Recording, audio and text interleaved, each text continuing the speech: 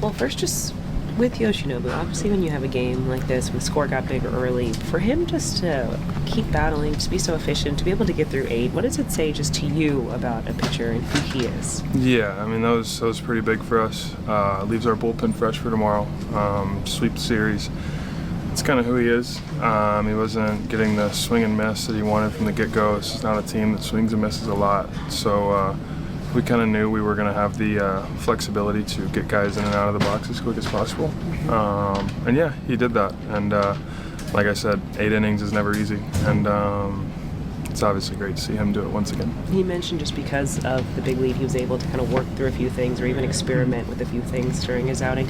What did you find just in which either how he was experimenting or kind of what he was able to do due to the score? Yeah, I think you get up big like that, and you don't want to get too cute to an extent, but you also want to like understand and see what he's capable of.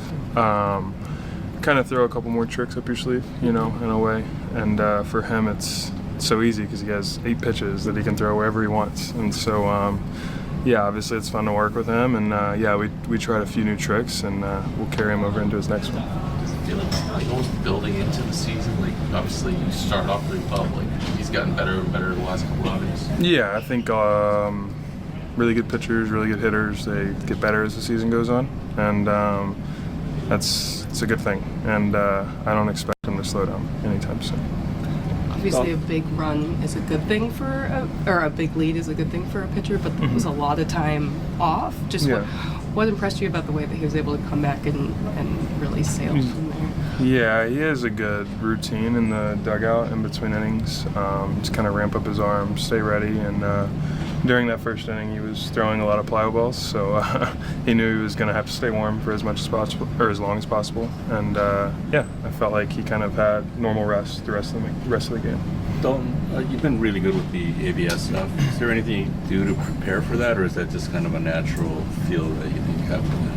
I wouldn't say it was natural. I kind of sucked at it in spring. So no, I would say we've tried out a new system on Traject downstairs. It's helped a little bit. I think catching a little more kind of gets you more and more comfortable back there with challenging pitches. And obviously we talk about it all the time, like when's a good time, when's not. And I think me and Will and I are starting to get a really good idea of when to challenge and when not to. Ahead of the game, Dave Roberts talked about how, you know, obviously with Will Smith dealing with a sore neck, how he was able just to kind of tap your shoulder and be like, essentially you're in. Yeah. How different did that feel for you this year compared to last year in just regard to the confidence that you have behind the plate, stepping in when needed, and just understanding that you have the complete game plan ready?